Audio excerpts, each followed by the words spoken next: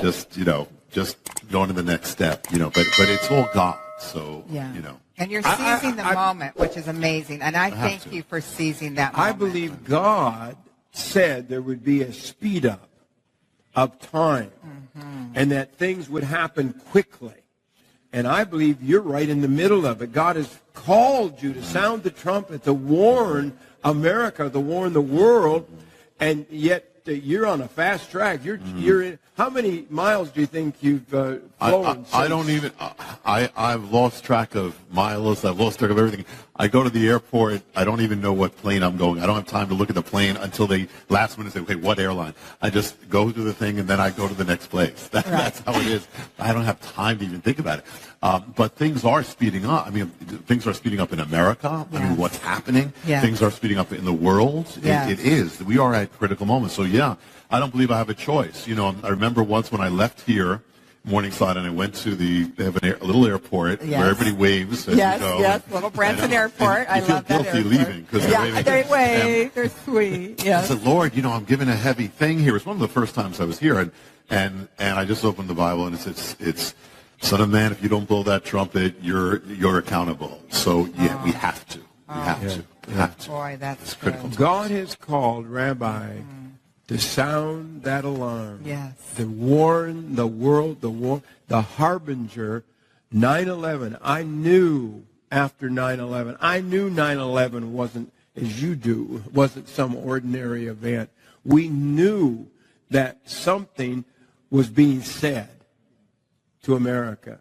And God began to unveil it to you almost from the first moment, wasn't it? When I was praying, I was led immediately to that section of Isaiah that speaks of that first strike of warning on the land.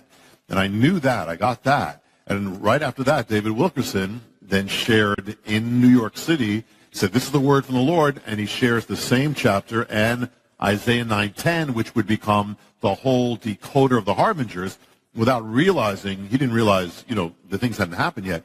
Then it was after that when I was in New York City at Ground Zero, and the Lord just transfixed my attention to this object and said, you have to seek this out. There is something you have to find here. And when I did, that began the harbinger. It just exploded, this mystery that blew me away first. And then it just kept getting bigger and bigger and bigger. That's how it began.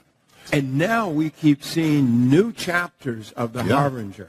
This is not of me. It has a life of its own, to where I look at it and I get blown away. And when people tell me and I don't believe it, they're telling me, but this is here. But things that are in the book have come true. Even there's a date in the book where the thing came true on the date afterwards. There's a foreshadow that the president fulfilled afterwards, inscribing those words on the tower, and then finding out that we were actually, the whole harbinger went forth on the very land of the man who owned Ground Zero in ancient time. He had two lands. The other was the land of our building. Your church. Our church, Beth Israel Jerusalem Center, is on his homeland, is on the place where he lived. The keeper of Ground Zero, who dedicated it all to the Lord. And the before sign America. is the name of the man. The sign of the coming on our street. The street. Ryerson is the name of the keeper of Ground Zero. And then if you go to Ground Zero, you find the other name. They go together. Of that farm that was Ground Zero. I mean, it's the only land in the planet, the two lands that are linked together. It's Ground Zero and where the harbinger went forth. So the harbingers appeared in one of the lands, and the message came forth from the other. We had no idea. I mean, God is, and this is when the harbinger started, and we almost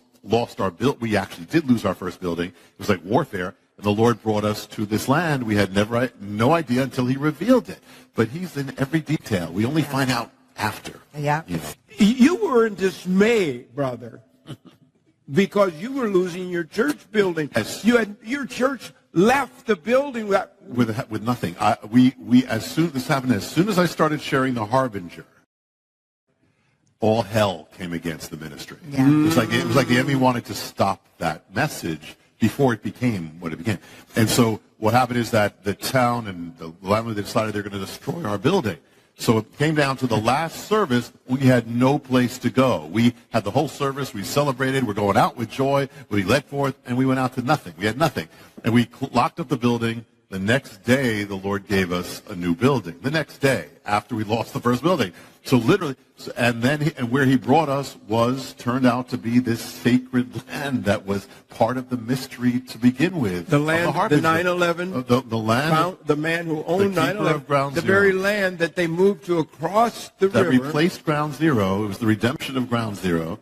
And it was, and actually the harbinger, the beginning of the revelation, it came while I was standing on Ground Zero. It finished on his first land. It finished on his second land when it went forth.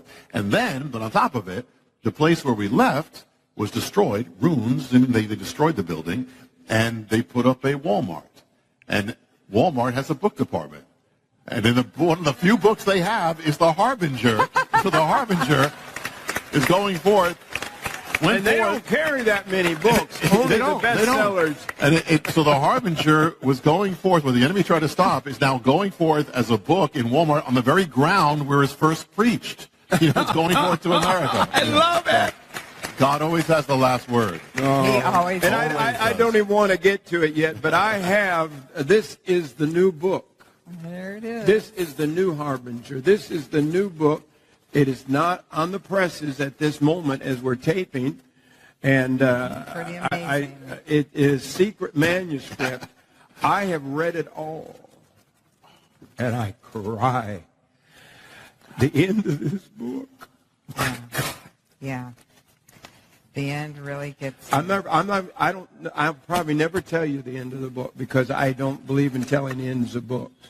But I want to tell you, and this is the first mock-up. The rabbi has never seen it before until a few minutes ago, until he came on the stage. Literally a few minutes They brought this out. This is not even a real book. This is what we call a dummy. It's like me. But But the cover is. The cover is this the real is the deal. real cover. Yes. The real cover, because it hasn't even gone on the presses. It's just being pressed. It's just getting ready, isn't it? Yeah. This began, like many of them here. What? This book began with you. And now I'm sharing this. This is how it happened.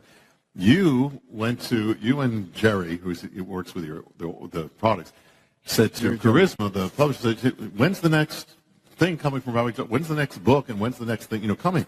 And I've been led, the sequel to The Harbinger is yet to come. The Lord has led me that I have to wait until the time. It's linked to things happening. But I wasn't going to do anything, And so then Charisma, they said, well, Morningside is saying we really need to have another They're thing. blaming me.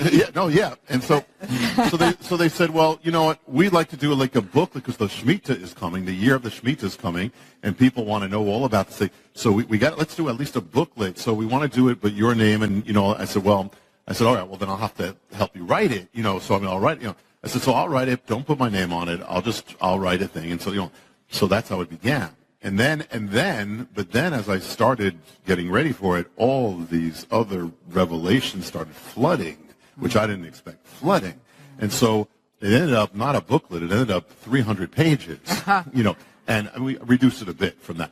But it was filled, it got so big, the mystery of the Shemitah, it begins with the Harbinger, it's one of the mysteries of the Harbinger, but it is so big that it's not only determine the crash of Wall Street, the rise and fall, what is coming, but the very world, the rise and fall of nations, everything timed to this mystery from the Bible, exactly down, what has been, what is, and what is coming.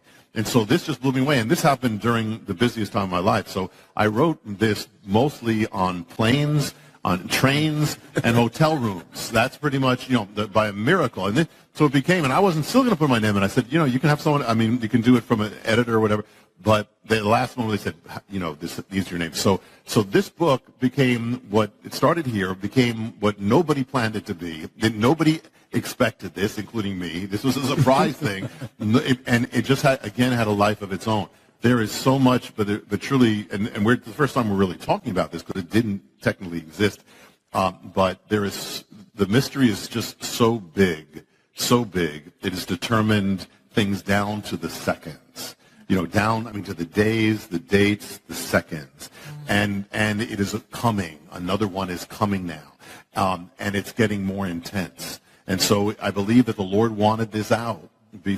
as soon as possible. This is the guide to what the Shemitah year, where in a few months, really, we're entering a period of time, and you don't set dates. You make it very clear. I'm having a hard time not getting into this book because you see this where I marked it. You want to read this because you better know. You are so bold in this book. I believe the Lord wants this out because of what is coming. And in this fast, He's accelerated. We talk about speeding up. This book is going to the press faster than almost any book I've ever heard. It makes no sense because not only did no one plan this book really, but I got things in the mail about this book before I finished it. I got a flyer. Hey, this book's coming out, and it's not even finished. You said, "Oh yeah." It was just last Wednesday that the last changes were made, and it went to the print. So, and now it's going out. But I believe it's the Lord. It was the Lord's plan. I actually talked to Hubie, who was the man at the airport, before I said, "No, Hubie, should I be doing?" He said, "Yes, this is the Lord. This is preparing for what is." Because I wasn't going to do anything, So this just came. You just had Mark Biltz with you at at the Jerusalem Center. I never know what to call it: church, tabernacle, or temple, place, synagogue. We can call them all those things. Meeting outlet, assembling place. And God gave him just a revelation of the blood moons, and he's been on our program many times, and we see that timing. We see the blood moons don't just happen. They happen on date. And it's amazing how many happen on holy days. And so God has a set time. And I think everyone here today needs to understand, and I believe with all of my heart, I know God changes his mind at least once. In Jonah's case, he was going to destroy Nineveh. But Nineveh repented. And it's interesting, in the Hebrew, when it says Nineveh shall be 40 days, Nineveh shall be destroyed, but also means overturned. So you can take it as destruction or shall be overturned. Well, they were overturned. They went from sin to a total revival. So even in that, God is accurate and true. Even the warning, is it destruction or hope? That's the only hope for America. Yeah, absolutely. I believe I've said this before, I've said this here, and I'm not talking about the timing, though they could be in a specific way. But a great shaking is coming, and it is for the purpose. It's because without shaking, this nation will not turn back. And the only hope is shaking. Shaking. We're going to talk in the next few days. We're so glad to have you back for a week or so. We are. New developments of the Harbinger. We're going to share that this week. We're going to share, God willing, we're booked to go with you to Israel. Yes. Woo! I can't believe Lori's never been to Israel. No, my friend. And we'll bring our cameras there. We'll originate program there. Yep. It may be the coming of the Lord or something. Said, I don't know. And if nobody. all hell breaks loose while we're there, I said, no better place for the Lord to take us than straight from the Holy Land. I'm ready to go if that's what happens. I just have to ask you about Israel. Everybody's talking about the Psalms 83 war. We know which is coming. We don't know when. But could you give us an update, Rabbi? Yeah, well, you go to Israel occasionally. I do, and I'll be there before the tour too. I have to go back and forth, but I'll kind of a spiritual part of this, or the underside of it. First of all, I mean, just to keep always our perspective. No matter who it is, no matter what their name is, no matter what the organization is, it's beyond them. This is the enemy. The enemy has tried to destroy the Jewish people for 4,000 years, last 2,000, try to wipe them out. The 20th century, the names keep changing. Hamas, Saddam Hussein, Joseph Stalin, Hitler. It's not based on them. This is a fallen angelic being who is dealing with that enemy that Israel is dealing with, and that is trying to wipe them out because he knows what's coming. So he's trying to wipe them out. But interesting, we just talked before about that one-year Bible and then the thing that was appointed for 9/11, which was the Harbinger scripture. But also in every one-year Bible, appointed is another verse, which is Psalm 55, which speaks about destruction. This was appointed for 9/11, and everyone speaks about destruction in the city. And the word that they use for destruction or violence in the city is a word that's an amazing word because it means something in Hebrew and it means something in Arabic. And that word, which means violence or destruction, is the word in the Bible is the word Hamas. Oh. It's the word in the Bible is the word Hamas. In Arabic, it means fanaticism and zeal. In Hebrew, it means destruction and violence. And actually, I'll tell you, it also means, listen to what Hamas means in the Bible.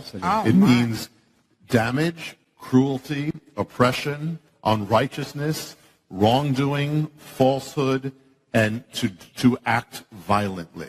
And let me just listen to this, and this is just, by the way, I didn't plan this except that I was told that, you were talking about this. So upstairs last night, I just looked in the Bible. So let me just share what's here. In the Bible, what it says about Hamas. Listen, the word Hamas. Okay. Psalm 25. Consider my enemies, for they are many, and they hate me with a Hamas hatred. Psalm 74:20. Think about the tunnels with Hamas. Think about this. Yes. The dark places of the earth are full of the dwelling places of Hamas. Oh, my. 2 Samuel 22. You saved me from Hamas. Psalm 11. But the wicked and he who loves Hamas, the Lord's soul hates. Isaiah 53, Messiah. Listen to this. But it says he had done no Hamas. He's the opposite of Hamas. He had done no violence. Ezekiel 7, Hamas has risen up into a rod of wickedness. Ezekiel 7, the land is full of crimes of blood and the city is full of Hamas. And let me give you one more. There's more. Actually, just take your time. No, I want to. This is incredible. This is Revelation. This is just last night, and the thing is that Obadiah speaks about Esau, the descendants of Esau. He says, it's your shame that you went against your brother Isaac. In other words, and many of the descendants of Esau are linked with these people, with many Arabic people, and they're wonderful. There are wonderful, God-loving Arabic people, but you have that as well. So it says that it's your shame that you went against Isaac. So listen to what it says here. It says this. It says, speaking about the descendants of Esau, for your Hamas against your brother Jacob, shame shall cover you. So it's talking about the descendants of Esau. It says your Hamas against them. And now listen to this, last one.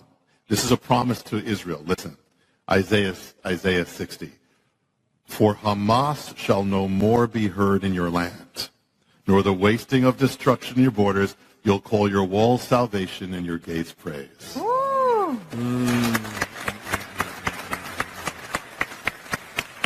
That is powerful. There is Bible. It's just right here in the Word. It's been there all these years. They're thousands of years old. The Word, I quake and shake under the Spirit of what's going on. We are there. We're in the final days. Church, if you're not studying the Word, if you're just going to happy church and you're not studying the Word of God and you're just hearing preaching about how to get more money, the money's going to be gone. All the people that are prophesying today that I trust are saying there's going to be a crash in America like we've never. Just share a couple of them. Yeah, here's one headline. This is from Money News. The headline reads this: Billionaire warns Yellen collapse will be unlike any other. It says another horrific stock market crash is coming, and the next bust will be unlike any other we have seen. That's the message from Jeremy Grantham, co-founder and chief investment strategist of GMO, a Boston-based firm of $117 billion. What do they mean, Yellen collapse?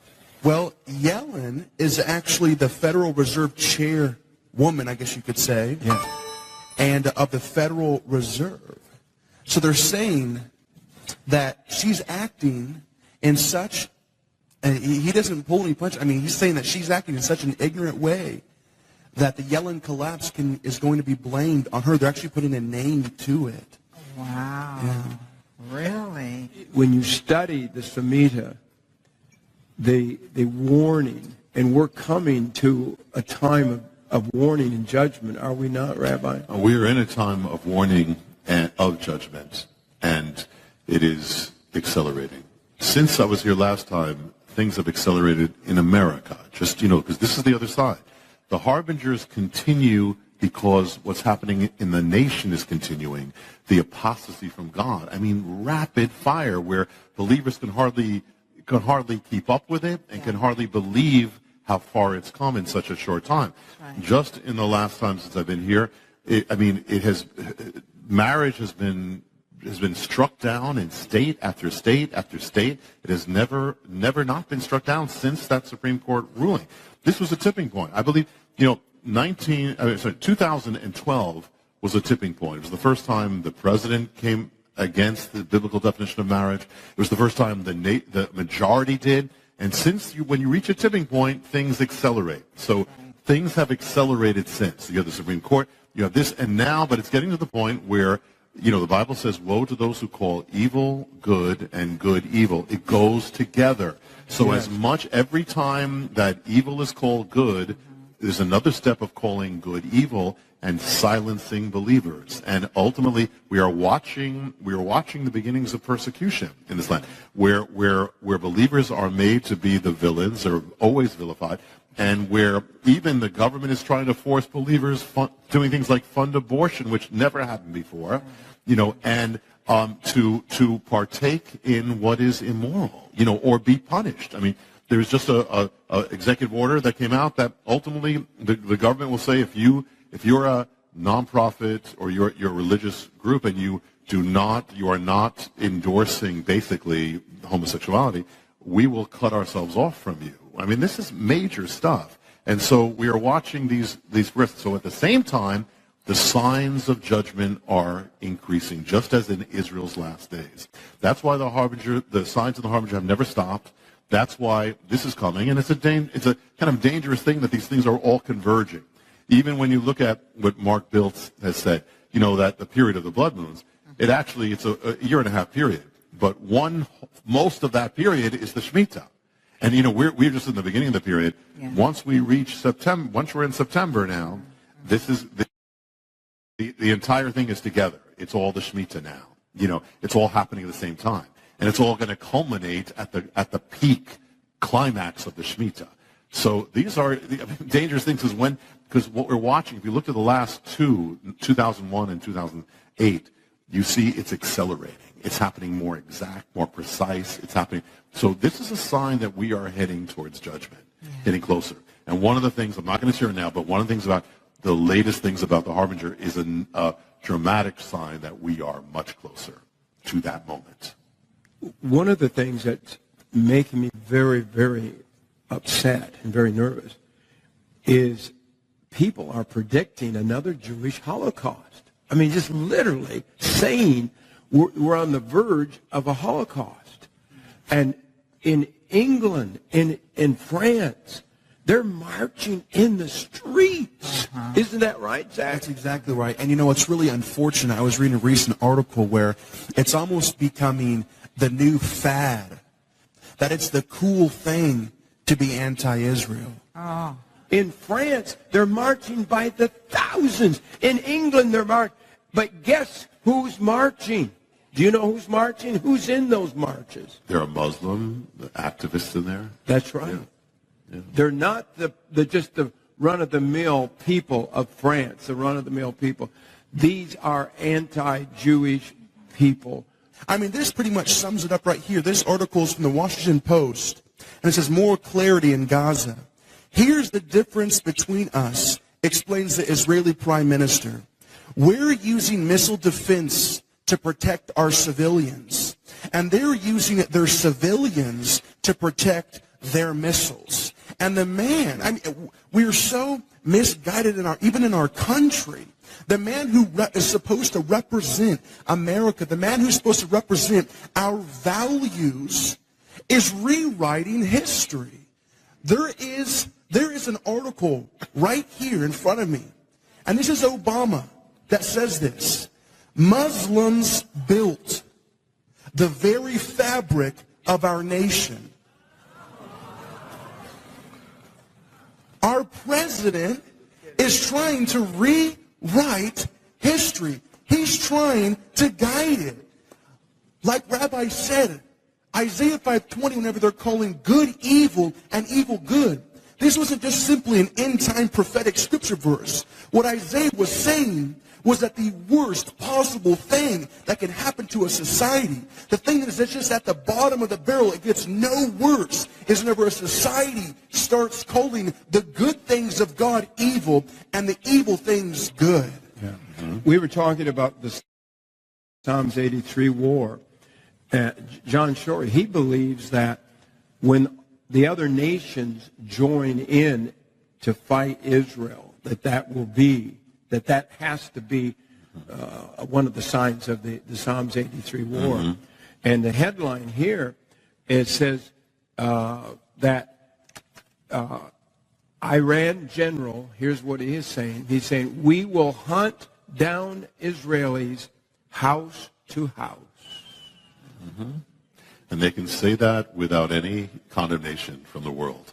You know, it is amazing. I mean, when you try to understand this, they said, you know, years ago they said it was this reason for anti-Semitism, this reason for so a man named Theodor Herzl said, we're going to come back to Israel, Jewish people, let's go back, and that's going to be the solver, because the reason is because we have no nations. The reason is that's why we're so hated. They go back to Israel, they're going to find peace. Well, they went back to Israel, more hatred. So it is supernatural. It is absolutely, you want evidence, people say, like, what's the evidence of God? Well, one of the evidences of God is the Jewish people, that they exist. God said, you're in this world, nothing, the stars, as long as there's stars and the sun, you're not going to be destroyed. That's one. So as long as the Jewish people exist, you know God exists. Anyway, secondly, but the same thing, you want an evidence of the devil, that he's real? Look at the history of Israel. Look at what's been done to them. Look at what happened with Hitler. Look at the satanic thing. What is this force that is trying to wipe them out? It is the reality of the enemy. The Messiah said 2,000 years ago, your shalom is hidden from you, until you find it. But why has the world been trying to wipe them out for 2,000 years? Because the enemy knows what it means when they come to Messiah. His war is over. He's finished. He's defeated. That's why. That's the reason.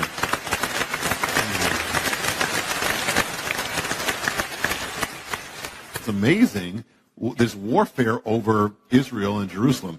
You go to, in the natural, Jerusalem, you got great cities. Jerusalem is a bunch of rocks, basically.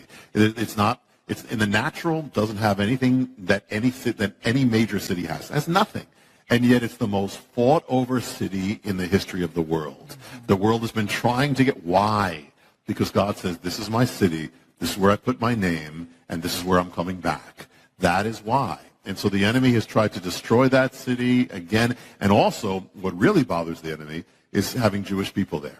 That's why the world says, you can't, it's the only place where it's a crime for Jewish people to settle in their own land. The world says this is a crime. You build a house, this is a crime. Why? Because the enemy doesn't want them there, because the Lord said they need to, when they come there, that's the beginning of when I'm coming. I'm not coming again until they're there. The devil, we'll put a name on him, is trying to destroy the very word of God. Yes. The Jew has to be Jesus, yes. the fulfillment. He can't come back if the Jews haven't returned to Israel. Yes. So just the fact that they returned 70 years ago, roughly, and built a city there is the foundational stone of prophecy of the coming of the Lord.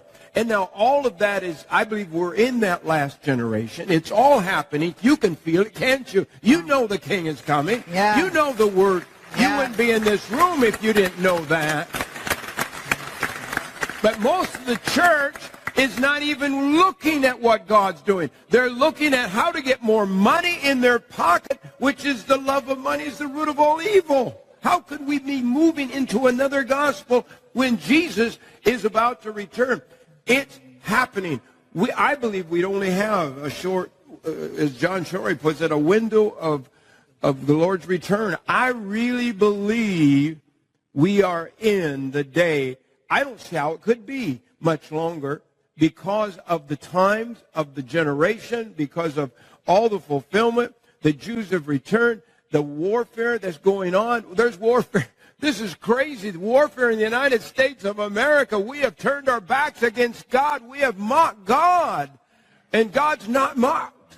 No. You have major things happening at once. You have America distancing itself from Israel in the last few years, number one.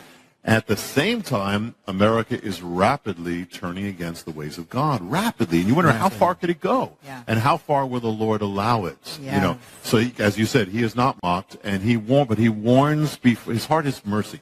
He warns before he judges. He calls for that reason. And even then, he's long-suffering. He holds back. But finally there comes a point where it can't be held back anymore. But he warns his people. And what I found is around the country, I found that most believers, if you ask them, they sense it already. They would tell you, yes, we believe something is coming. That's I've never had that before. Where it's been that palpable that there is something coming here. America is in danger of judgment. Never before. So we are, yes, this is what we knew about in days when we learned about prophecy. It's coming. We talked about persecution, but now it's coming. We talked about, it's coming. So yes, and we have to be ready, which is one of the things that you guys do. The book, The Mystery of the Shemitah, will be out shortly. We'll announce it on the show. The first appearance will be here. We'll be here. And we have, I call it it's the Mystery of the Shemitah. This is the mystery copy I have in my hand, kindergarten level. Would you explain that? Shemitah speaks of that, the seventh year of the Bible that most people don't know. They know the Sabbath day, but it was a Sabbath year. Every seventh year it was the Shemitah. The word can mean release. That's how people would know it. Remission or wiping away of debt. But the word also means the collapse, the fall, the shaking, or the overthrowing. So it has this thing is so filled, it has a whole prophetic realm, the Shemitah, that has not only affected the history of Israel, but has affected the history of America, is affecting and literally the nations, the world. This is not only America. This is the world. It has affected, it has determined world wars, global cataclysms. I cannot tell you just how big this thing is, but it is gigantic.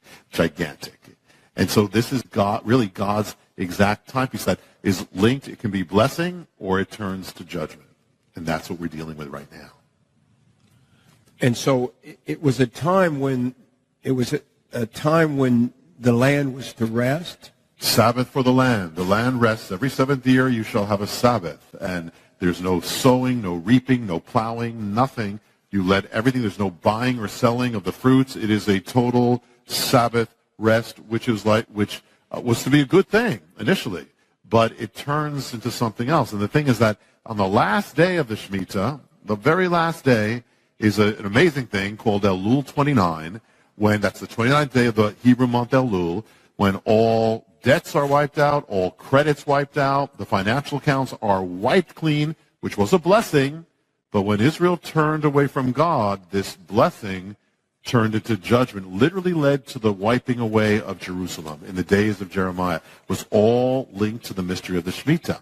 The Shemitah is really, the spiritual meaning is it's really saying that God is sovereign. You go after money, God is the one who owns the land. God is the one who has given you every blessing you have. God is the one who is king over all things. And so it was a humbling. The Shemitah humbles the pride of man. The Shemitah reminds man or a nation that its blessings all come from God. And if you put God out of the picture, your blessings are going to fall. Oh, boy. Could it be at work right now? It is at work in right America. Now. Yes, it is. That's the amazing thing. It is at work. It has affected. We're going to see as we get deeper. It's going to be. It has affected. It lies behind not only in the Harbinger. You read about really the most dramatic thing, the last things that happened, which was. But it turns out, and I didn't know this when I wrote it. I had an idea, I had a feeling, but I didn't. It's been affecting our lives from the day we were born. It's been affecting our jobs. It's been affecting the rise of the economy, the fall of the economy, rise of Wall Street, fall of Wall Street, what happens in the White House. It affects what happened overseas. It's been affecting every one of our lives, and it will affect the future. So yes. Could you just, so people begin to understand, what are the signs of the Shemitah? How would it appear? Okay. It became like what to watch for, like kind of the fingerprints. I like keys. I like little points that people can remember. Yes. Because see what's going on, because we are there, people. We are there. And the more I study, and reading your new book is so overwhelming that, I don't know what to do because people won't listen. That's how a watchman often feels. Really? Yeah, you're blowing the shofar. You're trying to wake up the people. That's what the Lord said. But once you blow the shofar, you're not responsible of whether they wake up or not, or whether they're going to say yes or no. Our charge is to blow the shofar. No matter what, blow the shofar. God will. And one of the reasons you don't hear a lot of people blowing the shofar is because they're scared to death. The headlines this week, the government's coming for the church next. Have you read those headlines? This is just out the last 48 hours. They're coming for the church. And I'll tell you what, most churches are scared to say what we're saying. They're afraid to tell you the truth. They're afraid. Government has power. Politicians crush each other through political power. I've seen it. I've walked with presidents. I have talked with them. I'm telling you, politics can bring out a bad spirit in anybody, I think. But to keep that power and to win that power. And I'm not anti anybody. I'm not a Democrat. I'm not a Republican. I'm not an independent. I'm just a Christian who loves Jesus, who believes that we ought to honor God in our nation. But I know I have seen wonderful men of God. I've seen wonderful presidents. I have seen wonderful presidents sell their friends for political power. Power is corrupting. And we are living in a day where we must honor God. We must honor God. Yes. So give us just a couple of points there. Okay. As we leave today, the program today. We're going to open up the mystery this week, and in it, the key things to look. Imagine we're looking for fingerprints of this Shemitah appearing. Yeah. Well, first thing is it affects the economy. It did in Israel. It caused an economic cessation. So you got recession, looking at depression. Look for that. Secondly, now we've already seen. You've told us about 7 years after 9/11. Yes. I mean, we saw that crash. Then we saw 7 more years. Well, you're going to see that it's even beyond that. Beyond that now. It's beyond that. That's what the other key. The other key is the 7-year cycle. Okay. The other key is that wiping away of financial accounts. You got financial collapse there. Another key is the month of Tishri. Remember that month, Tishri. We'll get into it. Tishri is the holiest month of the Hebrew year. Yes. But it is the month that begins the Shemitah and the month that ends the Shemitah. It's the month that comes right after that moment of wipeout. So it's the month that manifests that wipeout, all the effects of that wipeout financially. So you get those keys. Now, one other thing is remember Elul 29. The month of Elul builds up to Tishri, builds up to that final moment. Now, with that final wipeout always happens when the sun goes down. When the sun sets, all debts are wiped out. So Yeah. these are some keys. Now, once you have the keys, we're going to see this thing manifest amazingly. I mean, amazingly. We're going to see things really that Nobel laureates in economics don't know because they don't read the Bible. We're going to see things that the heads of Wall Street don't know because most of them don't read the Bible. Yeah. But God wants us to know. Yes, he does. You mentioned the headline a few minutes ago. A billionaire, one of the richest men in the world, Yeah. he is predicting a collapse. And here's what he says is coming, the financial collapse. He says it will be unlike any other. Something big is going to happen. We have the billboards of God called the sun and the moon, declaring in the blood moons on the holy days. It's all shaking to me. It's all startling. I mean, I've been a Christian since a little boy. Donna and I, my sister's here in the front row, but we grew up in church. We didn't have pews. We had benches. But we've grown up. We've heard about this. We've heard it preached. We've heard the prophecy preached. And here we are living in it. I just shake with it. I mean, the Spirit of God. I was thinking about God last night, and it was like I had a dream of God or a vision or something of God, and that God was excited. Can you imagine God? I don't know. I could be all wet. I don't know. But No, it's in the Bible. It's in the Bible. But God was excited because everything that he has built towards the sending of his son, all of it, he's about to see the great conclusion of all of mankind, of the Son of God's death, why he came, the Jews returning, the resurrection, the great moment, the greatest, if it was a play on stage of history, is on stage now. Yeah. We are opening the revelation. Yeah. We are opening that book truly, and it's going to be a quick walk through it. The King is coming back. Yes. God. Yes. God's in charge. Yes. Woo! God's in charge. Hallelujah. There's not one mistake in the Bible, Rabbi. That's right. Everything you bring to us fits together. Yes. Is that right? Yes. God is perfect. And as you said it like a stage coming.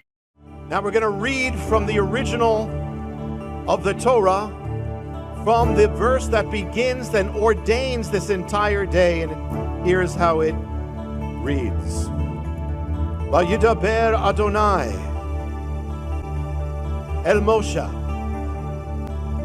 Lemor Bachodesh Hashvi'i Be'echad Lachodesh Yeye Lachem Shabbaton Zikron Teruah Mikra Kodesh.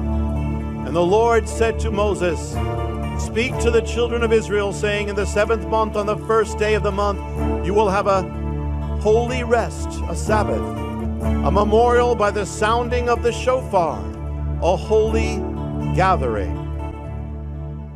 This day is actually called, in the Hebrew Scriptures, it's called Yom Teruah. Try it. Yom Teruah, or means literally the day of the sounding, or the blowing. An entire day of sounding the shofar. Now, at the end of the service, we're going to have the actual ancient sounding that has been ordained for ages. But there's no context given in this command, except for the shofar. It says, that you'll sound the shofar basically the whole day. What does the shofar mean? What is the shofar about? This biblical instrument. When the shofar was sounded, it was sounded at the new moon, the beginning of every month, so it began the month. It was also used to announce the coming of a king, or the coronation of a king. It was also used the sound of the shofar was on Mount Sinai, when it says there was thunder and lightning, sound of the shofar. It's linked to the descending of God as well. It was the call, when this was sounded, to gather the people of God together. It's also the sound of war, an advancing army. The sound of Jericho. It wasn't just trumpets, it was the shofar by which the walls came tumbling down. The sound of the prophets, it says, set your mouth to the shofar. The sound of the prophets is linked to the sound of the shofar. Sound of judgment. Sound of wake up. It's like God's alarm clock. And the marking and the beginning of a new age, closing one age, beginning another age. Now you got a whole day of nothing but the sound of the shofar. So what is it? It's a reminder to be ready. Always be prepared for what is yet to come. On the sacred calendar, this day marks the beginning of the days of awe. It means there's 10 days from the Feast of Trumpets to the central day of Scripture, the Day of Atonement, when man stands face to face with God. The day when sin is atoned for, or the day of salvation or judgment, depending on where you are. The trumpets say, get ready, get right with God. Whatever you got to do to get right in your life with God, do it now. Whatever you have to do, get right with God, get right with man, because the day is coming. It's kind of, the Yom Kippur is like a symbol of the day of judgment. Well, the trumpets are saying, get ready, get ready. So the day of trumpets is especially prophetic, because the trumpets speak of the king who is coming, the king who is going to come. So it's the sound of a king being coronated. So the Bible speaks of a day when the king is coming, when he will come. The trumpets come at the end of the sacred Hebrew year, at the beginning of the last month of it, 7th month. They especially speak of the end. What happens when you open up the Bible to the end of the Bible? What do you see? You see trumpets, the trumpets of Revelation, the trumpets of the end times. And when the Bible speaks of the last days, it's all about trumpets. Messiah will come with the sound of the trumpet, the shofar. Messiah will come, the kingdom will come with a trumpet blast. The elect will be gathered together with the sound of the trumpet. The dead will rise, the resurrection, at the sound of the trumpet. The judgment will come, the kingdom will come. It says the great trumpet will sound, the sound of the archangel and the trump of God. It may be because God fulfilled all the first feasts, the spring feast in his first coming, and these are linked to the second coming. It may be that he does these things, or some of these things, on the actual day of the Feast of Trumpets. It makes sense. It's very consistent. Doesn't have to be, but very consistent. When the trumpet sounded, Israel, the Jewish people, gathered together. Well, it's foretold in the Bible that a great trumpet will sound like in the heavenlies, and God will gather his people. Well, we're living in the day where we are seeing the gathering of Israel. And so this tells us we are in the time of the trumpets. And then there's the eternal realm. That's the prophetic realm, end time realm. Then there's the eternal realm of the Feast of Trumpets. And that is that no matter when the Lord comes here, there is a coming of the Lord appointed for each of us. Whenever we leave this life, that's going to be the day you meet the Lord. So therefore, what it's saying is, the shofar, it's a piercing sound. It's a wake-up call. So what it's saying is, like, in this life, don't get lost in this life. Remember, this is temporary, but you're heading for eternity. So the trumpet is calling you to get ready for eternity. Get ready. It's a wake-up call. Don't get lost in all these things that are going to pass away. Look to eternity. Every moment you have in this world is temporary, yet it's precious because you don't get it again. You know, you have eternity for eternity, but you only have a number of years here that counts for all eternity. So get ready, get right with God. And so the 10 days between our days where we're getting right, but it's really speaking about our entire earthly life, is the time to get right with God.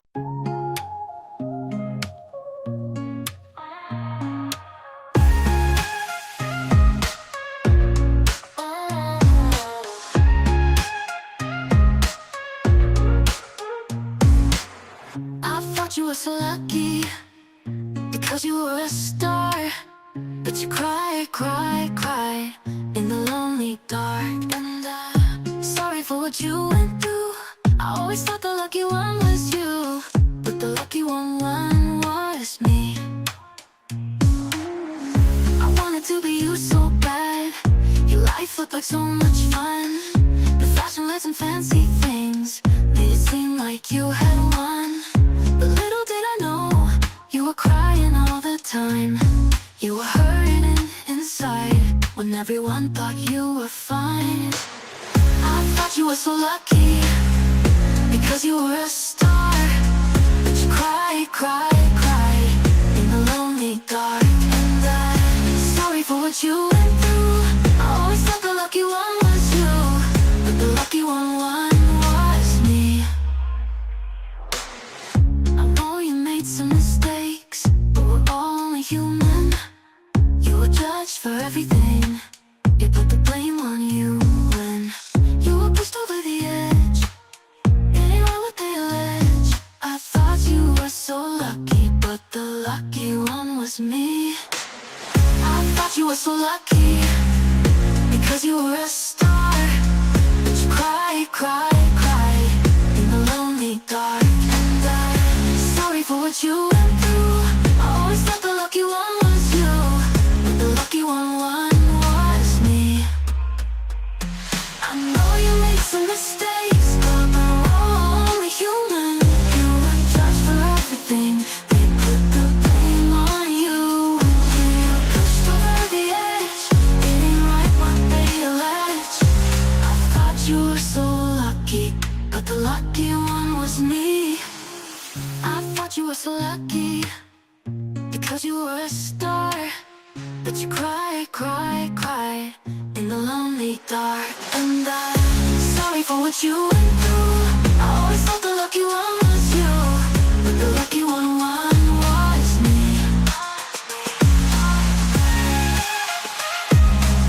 I always thought the lucky one was you, but the lucky one was me.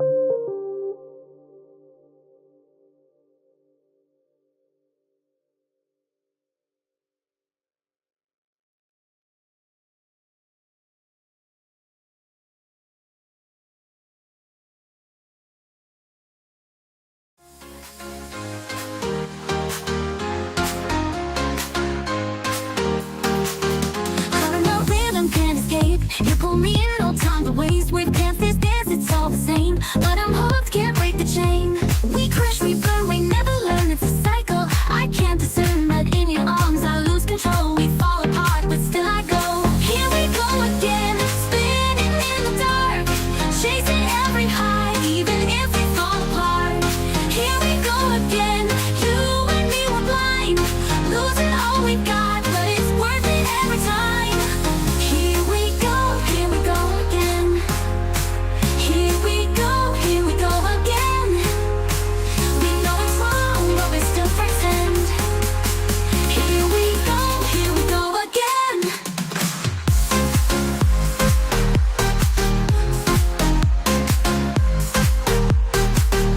You're my habit, my sweet mistake. Can't resist, it's all it takes. No future clear, just the now. But in the fire, we're burning out. We crash, we burn, we never learn, it's a cycle. I can't discern, but in your arms I lose control. We fall apart, but still I go.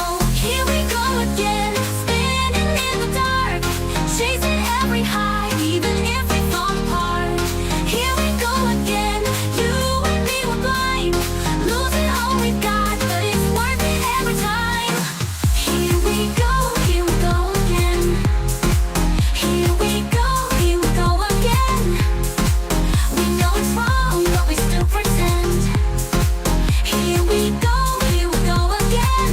You're my habit, my sweet mistake.